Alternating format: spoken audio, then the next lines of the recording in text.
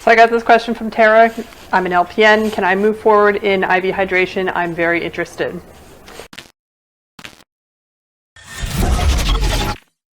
Hey Nursepreneurs, it's Catie Harris, and we are helping nurses to make an impact and start a business.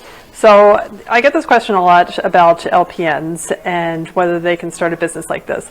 And normally I would say absolutely. However, in IV hydration, because you're owning a clinic where you are working with prescribed medications and dealing with IVs and doing IV push, the question becomes, are you legally able to own this type of clinic? Now, there's certain states out there like Ohio, New York, California, Texas, Florida, that make this very, very difficult for people, even for nurses, even for RNs, they're making it difficult.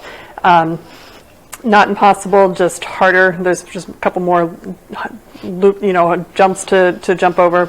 But for LPNs, it can become very, very tricky. So the best answer, because I'm not a lawyer and I can't advise you on legal issues, is to find out from your state regs, or go onto something like LegalZoom or Legal Chat or something like that, and see if you can't get from a lawyer. And yes, it's going to cost you money to find out, but I'd much rather you find out that you can't do something than to invest time, money, and energy into something only to find out once you've put the whole thing together that, oh, by the way, you're not legally allowed to own this business. Now, the second option that you can do is to partner with someone. And I've talked about this in other videos about who to partner with, and to be very strategic about it. You don't want to partner with a friend just because, they make you feel happy or whatever. You want to partner with somebody that brings something to the table. And in this case, you might actually consider co-owning the business with your medical director, or a nurse practitioner, or a nurse, and that brings something to the table.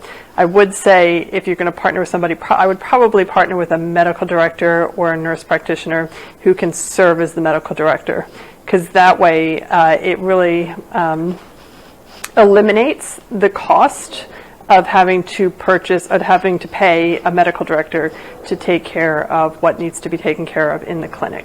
So if you have a medical director that is co-owner, even if it's, it doesn't necessarily have to be 50%. You could have them co-owner, 20, 30, 40% of the business, and they write the orders, and then you can hire RNs if you can't hang IV fluids or whatever the case may be in your state.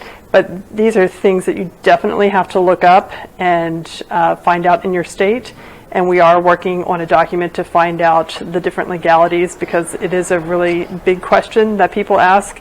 And because there's so many states and so many different, it changes all the time, which is another problem. It evolves, I should say.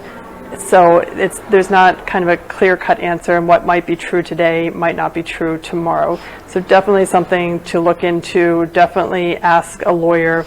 Go on to some of these legal forums and find someone that you can hire to answer that question for you, or go onto your state board of revenue and see if you can find the answer there, because it's really important to get this question right before you get started, and I hope that helps.